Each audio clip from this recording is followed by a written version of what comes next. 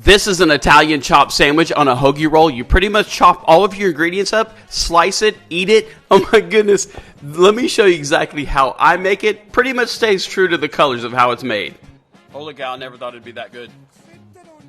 That's Flavor Town. There's some of the ingredients that we'll use. We'll use some Kewpie mayo, extra virgin olive oil, balsamic vinegar, salt, pepper. Cut open your lettuce. Lay out your ham, turkey, salami, pepperoni, some onions, some pepperoni peppers, olives, and tomatoes.